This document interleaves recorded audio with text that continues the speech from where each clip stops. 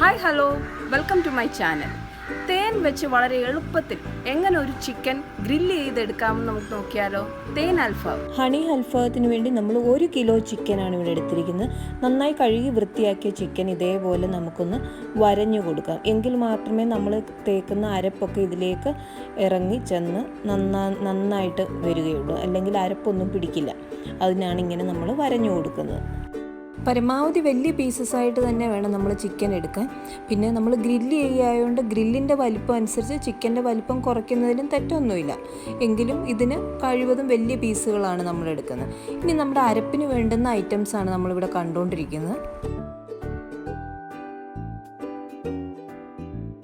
അരപ്പിന് ആവശ്യമായിട്ടുള്ള സാധനങ്ങൾ: തക്കാളി 1, ചുവന്നുള്ളി 2 ടേബിൾ സ്പൂൺ, കാന്താരി ഒരു 4-5 എണ്ണം, അതിൽ കൂടുതലാകുന്നതിലും കുഴപ്പമൊന്നുമില്ല, ഇഞ്ചി 1.5 ടേബിൾ സ്പൂൺ, കറിവേപ്പില ഒരു 2 തണ്ട്, വെളുത്തുള്ളി ഒരു 1.5 ടേബിൾ സ്പൂൺ, അതായത് ഒരു 5-8 അല്ലി വെളുത്തുള്ളി നമുക്ക് ചേർത്ത് കൊടുക്കാം, മല്ലിയില ഒരു 2 ടേബിൾ സ്പൂൺ, മുളക് പൊടി 1 ടേബിൾ സ്പൂൺ, മഞ്ഞൾപ്പൊടി 1/2 teaspoon, garam masala 1 table spoon, വറ്റൽമുളക് ചതച്ചത് 1 ടേബിൾ സ്പൂൺ, ആവശ്യത്തിന് ഉപ്പ് നമുക്ക് ചേർത്ത് കൊടുക്കാം.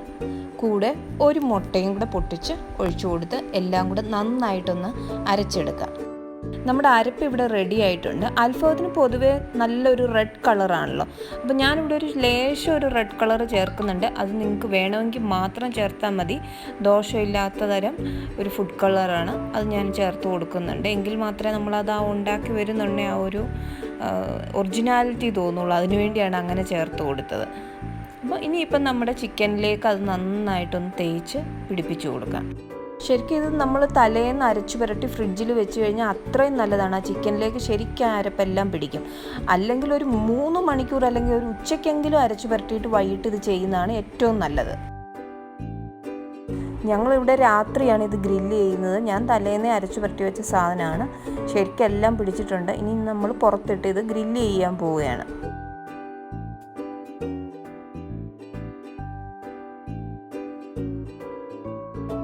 ഒരു സെറ്റ് നമ്മൾ ഗ്രില്ല് ചെയ്യാൻ വെച്ചിട്ടുണ്ട്. രാത്രി ആയതുകൊണ്ട് നമ്മുടെ വീഡിയോ അത്ര പെർഫെക്ഷൻ ഒന്നും കാണില്ല. എങ്കിലും ഈ ഒരു സെറ്റ് ഓൾമോസ്റ്റ് നന്നായിട്ട് ഗ്രില്ല് ചെയ്ത് വന്നിട്ടുണ്ട്.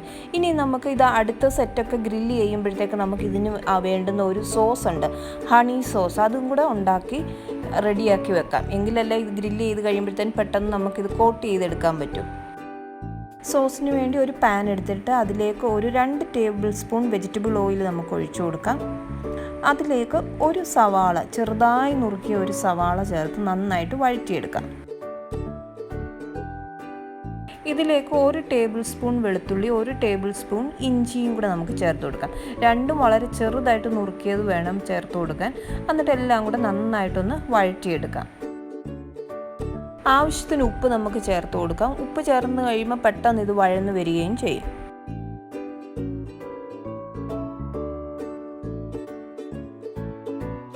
അര ടേബിൾ സ്പൂൺ മുളക് പൊടിയും കൂടെ നമുക്ക് ചേർത്ത് കൊടുത്ത് നന്നായിട്ട് വഴറ്റിയെടുക്കാം.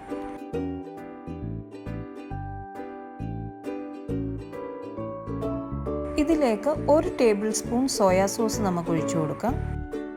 2.5 ടേബിൾ സ്പൂൺ ടൊമാറ്റോ സോസ് ഒഴിച്ചു കൊടുക്കാം. ഇനിയാണ് നമ്മുടെ സോസിൻ്റെ ഹൈലൈറ്റ്. 2 ടേബിൾ സ്പൂൺ തേനാണ് നമ്മൾ ഒഴിച്ചു കൊടുക്കുന്നത്. സോസുകളെല്ലാം ചേർത്ത് നന്നായിട്ടൊന്ന് ഇളക്കി യോജിപ്പിച്ചെടുക്കാം.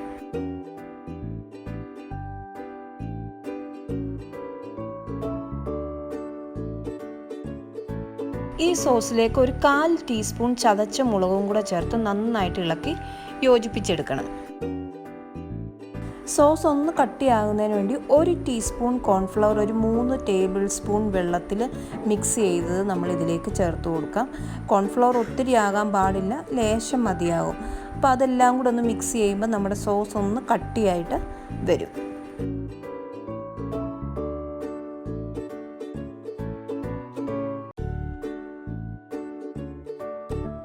നമ്മുടെ സോസ് ഇവിടെ റെഡി ആയിട്ടുണ്ട്. ഇത് ഇനി നമുക്ക് ഗ്രില്ല് ചെയ്ത് വെച്ചിരിക്കുന്ന ചിക്കനിലേക്ക് നമുക്ക് പുരട്ടിയെടുക്കാം.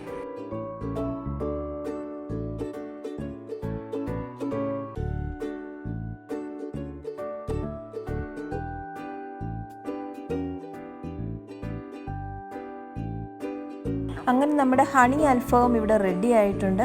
എരിയും മധുരവും എല്ലാം കൂടെ ചേർന്ന് നല്ലൊരു വെറൈറ്റി ടേസ്റ്റാണ്. എല്ലാവരും ഇതൊന്ന് ട്രൈ ചെയ്ത് നോക്കണേ. താങ്ക്